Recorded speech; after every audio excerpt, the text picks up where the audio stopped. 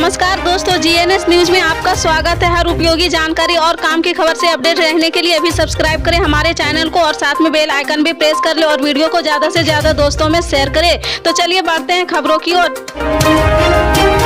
आपको बता दें, अगले महीने यानी 3 नवंबर को उत्तर प्रदेश, हरियाणा, महाराष्ट्र, तेलंगाना और ओडिशा के 7 विधानसभा सीटों पर उपचुनाव होने हैं। जहां एक तरफ भारतीय जनता पार्टी के लिए ये उपचुनाव अग्नि परीक्षा बताए जा रहे हैं, वहीं विपक्षी दलों के लिए भी बड़ी चुनौती होगी।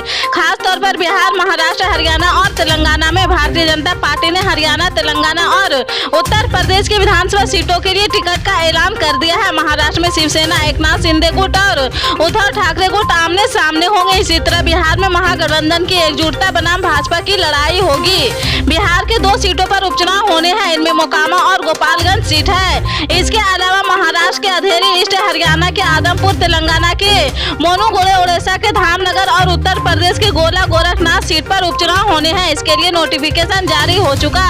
14 अक्टूबर तक उम्मीदवार इन सीटों के लिए नामांकन कर सकते हैं। 3 नवंबर को वोटिंग होगी और 6 नवंबर को परिणाम जारी हो जाएंगे। बिहार के महागठबंधन सरकार में 2 सबसे बड़े दलों जेडीयू और आरजेडी के बीच राजकीय अटकलें हैं। इसकी एक वजह सुधाकर सिंह का कृषि मंत्री के पद से इस्तीफा भी है। सुधाकर आरजेडी कोटे से मंत्री बनाए गए थे। सुधाकर और सीएम नीतीश कुमार के बीच कथित तौर पर अनबन चल रही। दरअसल पिछले दिनों सुधाकर सिंह ने अपने विभाग के अफसरों पर भ्रष्टाचार का आरोप लगाते हुए उन्हें चोर और खुद को चोरों का राजा कहा था। इसके बाद नीतीश कुमार उनसे नाराज चल रहे थे। आखिरकार पिछले दिनों सुधाकर सिंह ने मंत्री पद से इस्तीफा दे दिया।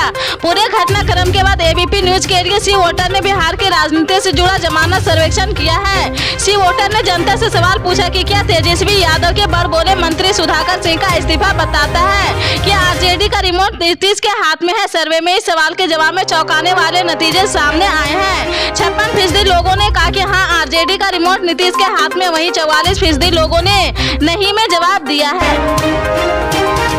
गाम्बिया में कप सिरप पीने से 66 बच्चों की मौत का कारण डाइथाइलिन गाइलियोल की अधिक मात्रा का होना था। विश्व स्वास्थ्य संगठन ने इस पर एक अलर्ट जारी किया है, जिसके बाद केंद्र सरकार ने भी कंपनी के कई कार्यालयों पर छापेमारी की है और इस बात की जांच की गई है कि ये सिरप कहीं भारतीय राज्यों में तो नहीं भेजे गए थे।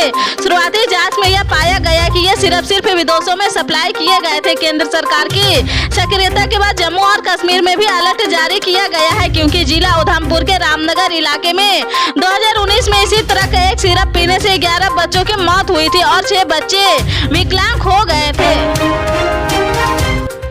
चुनावी रणनीतिकार प्रशांत किशोर ने एक सभा में पलायन और बेरोजगारी की समस्या को उठाते हुए कहा कि बिहार में ऐसे कई परिवार हैं जिनके लड़के केरल, गुजरात, आंध्र प्रदेश, कश्मीर समेत कई राज्यों में काम कर रहे हैं।